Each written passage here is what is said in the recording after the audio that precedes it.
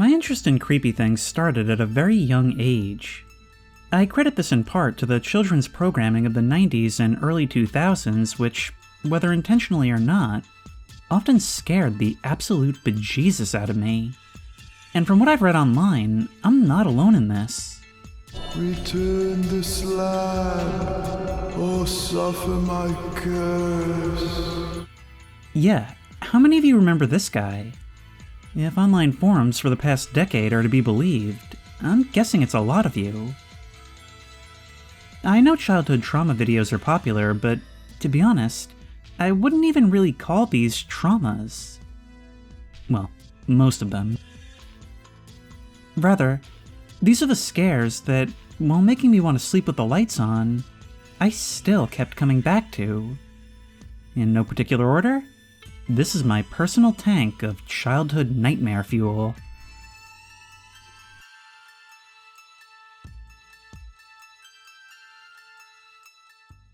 Number 1. The Wallace and Grommet shorts. I loved Wallace and Grommet as a kid. I don't know how many times I must have watched these tapes. There was just something so incredibly satisfying about them. The textures, the gadgets, the food. It was also tactile, in a way that I found really engaging. It was exciting, but in a relaxed sort of way that was perfect for when my parents wanted me to sleep afterwards. Which is kind of a miracle, because each of the original 3 shorts contained something to freak me out. Stop motion can be a little unnerving at the best of times, but there's something about the Aardman style that always felt a bit off to me. The odd characters, stilted movement, and often dark and shadowy environments never failed to put me on edge, which was weirdly contrasted by the fantastic and whimsical stories themselves. Not that that's a bad thing. In fact, I really don't think I'd have enjoyed them as much if they didn't feel this way. It's a good combination of, well, creepy and comfy. There's no way I could choose just one, so I'm gonna cheat a little bit on this entry and just talk about all 3.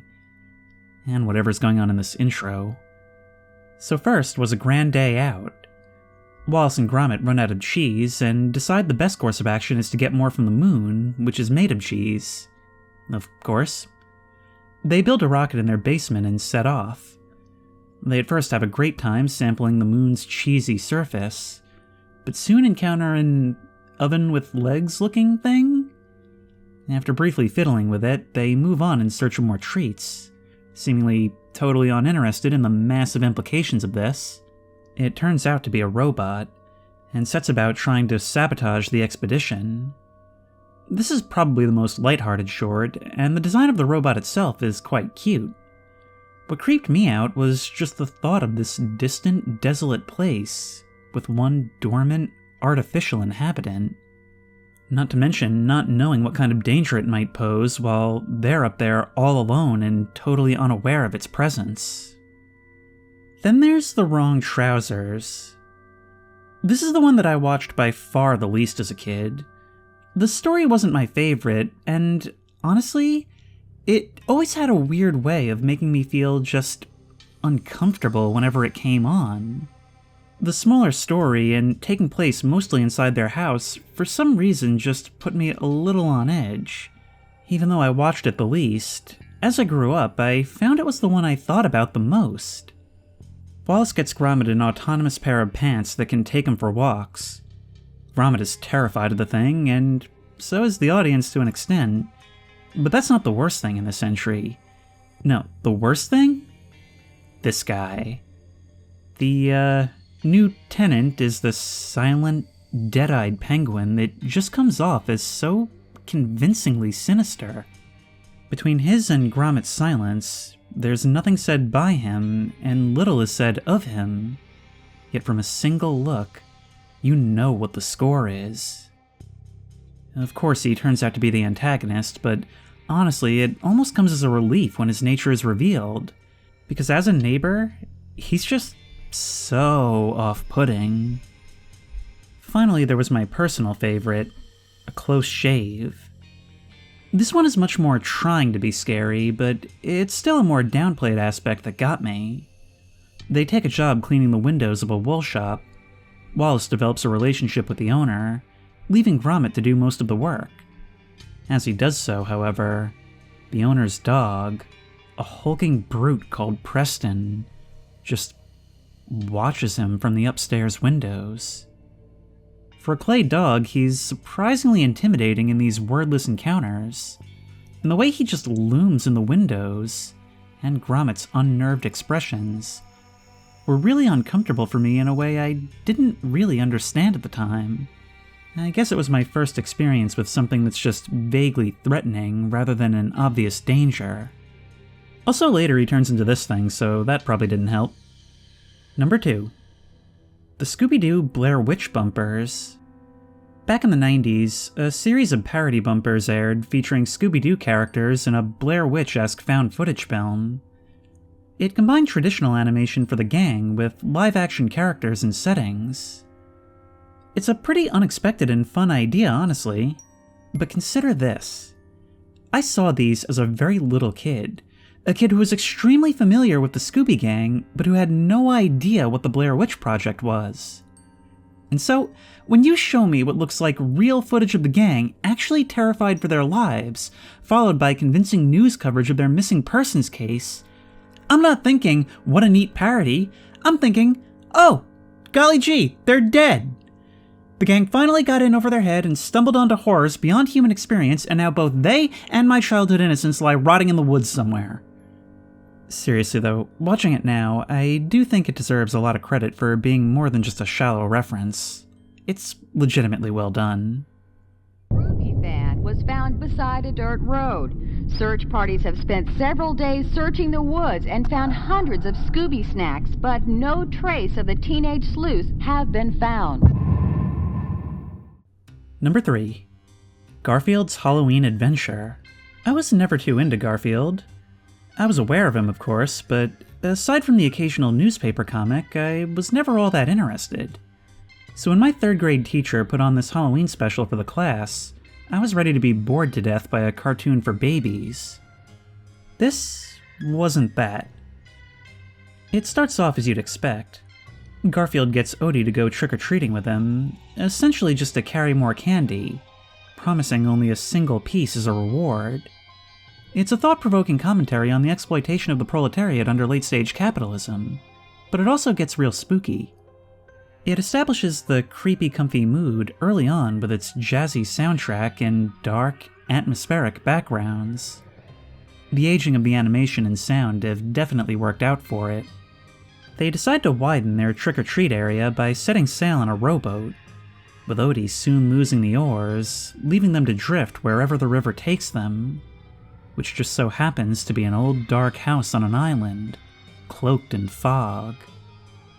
They enter in search of candy, but despite a fire burning in the fireplace, find it surprisingly empty, until they turn around and...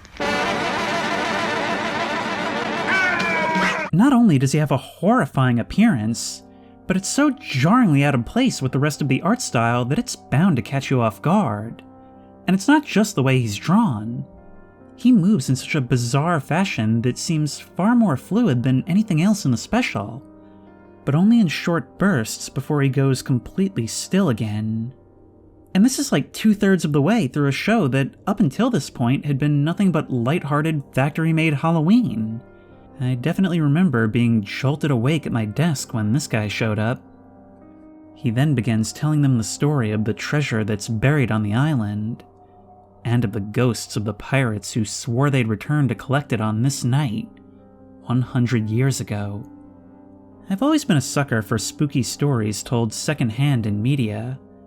It's all about the atmosphere, and being told all this beside the fire by a creepy old Boris Karloff sound-alike is nothing if not atmospheric. It's all very, very reminiscent of the opening scene of John Carpenter's The Fog. He reveals that he himself was a part of their crew, and thus knows that they'll be returning for their treasure this very night, before disappearing in a flash of lightning, thus revealing that he was actually dead all— oh no, he's just really quick on his feet for his age and totally ditched them, wow. But it's still spooky. Then the ghosts show up, and they're pretty scary too, but still. This guy. Number 4. SpongeBob SquarePants, the Nasty Patty. And this one may not have had me scared and sweating the way the hash-slinging slasher did, but it's still worth mentioning because even though there's never any doubt as to the nature of what's going on, it still manages to be creepy just because of its mood alone. Not to mention its surprisingly dark premise. The Krusty Krab is visited by a health inspector, and SpongeBob and Mr. Krabs do their best to make sure everything goes smoothly. However, as the inspection reaches its conclusion, they see a news broadcast warning of a scammer who claims to be a health inspector in order to get free food. Assuming they've been duped, bamboozled, and smickledorfed, they decide to make his final order, a simple Krabby Patty, into the most vile concoction they can put together. However, it seemingly proves to be much more potent than anticipated, and he apparently dies as a result. To make matters worse, the news reports that the scammer has been caught. Clearly not their guy. Thus, their new goal becomes one that you'd never expect to see in SpongeBob of all places: to hide the body and cover up their accidental murder. They travel through the night by lantern light to bury the corpse, with the environments shifting to a dark and eerie color scheme. What makes this so creepy is just how seriously it's played from their perspective. We as the audience know that the health inspector is just unconscious, and in fact never managed to take a bite of the Nasty Patty itself. But they don't know that.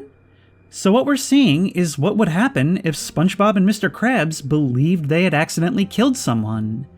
And that's to immediately stuff the stiff in the ground and try to wash their hands of it. As they finish burying him, they run into a pair of cops and try to play it cool, culminating in them getting a ride back to the Krusty Krab. But the gods of comedy ensure the body is returned from his shallow grave at the worst possible moment, forcing them to hide him directly in the trunk of the police car. The whole episode is played for maximum black comedy. It all culminates in them trying to hide the body in the freezer, but they confess as one of the cops tries to enter. But here's the most interesting thing about the episode for me. Despite having just confessed, the door is open to find the freezer empty, except for a puddle of water on the floor that the corpse once occupied. His darkened silhouette appears moaning behind them, and is naturally mistaken for a zombie. What's weird about this part for me is that even though we know from the beginning that he's not really dead, it's been played so seriously up until this point that the sight of the empty freezer is still genuinely unnerving. For just that moment, I think I felt like SpongeBob and Mr. Krabs must have. Number 5. Hey Arnold, the Headless Cabie. Using a Hey Arnold episode is basically a free space for one of these videos. I almost didn't do this one because I practically consider it cheating. The show just had so many good episodes to choose from. I previously covered my favorite one, The Legend of Four-Eyed Jack, and all of the show's creepy episodes followed more or less the same formula. It just did them so well that I still can't help but enjoy them. The kids are telling each other campfire stories in Arnold's awesome room, which I was always jealous of, where he tells them the story of the Headless Cabie. In the old days of the city, a cabby was hailed one night by a distraught woman looking for her dog. She asked for a ride around the park to search, and offered the cabby a scarf for the cold. As the fog descended, they began to hear the distant barking of her dog. Despite the cabbie's concerns about the increasing fog and darkness, the woman begged him to ride faster and faster as the dog's barking grew louder. They finally spotted it running into a dark tunnel up ahead, and as they exited, they encountered a man with a golden hook for an arm, who they were only barely able to avoid. The woman's pleas to continue chasing the dog turned to commands, as she seemed to take on almost demonic features. Finally, the cabbie's scarf caught on a low branch, decapitating him instantly. But his headless body continued the chase, as the woman cackled horrifically. It's said that if one enters the park at night, the cacophony of the eternal chase can still be heard, and at worst, one might encounter the shadowy form of the carriage itself. Anyway, they decide to go for a walk to get some ice cream, and of course their path takes them through the park. They soon run into a dog, just like the one from the story, which sets them even more on edge than they already were. The scene is really nice and moody, focusing on the foggy night and all the little sounds that surround them. They're constantly getting scared, then relieved as all the elements of the story seem to be coming true, then being explained in a mundane fashion one by one. Finally, it seems they've run into the ghostly pair themselves, only for it to turn out to be Arnold's neighbors. They give the kids a ride as their fears are seemingly put to bed. But as Ernie rides off to continue his route, he's approached by none other than a hooded woman, asking to search for her dog in the city park. I always liked this episode, but rewatching it for the purpose of this video, I appreciate it so much more. It's following a formula that's anything but original, but most children's shows tell a silly story that's only treated as scary by the characters. Here, it's an actually scary legend, told with the intent to scare. All it needs is to tell you what it intends to do, then tease you throughout the episode with the thought of actually doing it. It draws the audience in by telling the story first, painting a vivid picture and making a point to describe the escalating noise and darkness, capturing the descent into panic and terror in a way that's never really relieved because by the end of the story, the episode's not over yet, leaving you at the height of your tension throughout the actual events of the episode. If this all seems like a little much for kids, all I'll say is that this show had a lot of respect for its audience in these episodes, not holding back on the scares because if you're still watching by this point, that's probably what you want. I hated getting invested in Halloween specials, only to find out that they were actually just comedies in a spooky skin. Hey Arnold never did that, and I always appreciated it. Number 6. Little Bear, How to Scare Ghosts. Little Bear was such a cozy show. Its rustic aesthetic, calming music, and lighthearted stories made it perfect for parents who had reached the sit-down and shut-up stage of the day, or roughly 10 a.m. It was a treat for the eyes and ears, which definitely had a hand in making its creepiest episodes so awesome. On a windy and moonlit night, Little Bear is practicing the trumpet before bed. Only a beginner though, he seems to be having a bit of trouble finding his rhythm. As he's being tucked in, he hears what sounds like a faint harmonica outside. Believing it to be a ghost, Father Bear reassures him. If you listen closely, you can hear the music in the wind.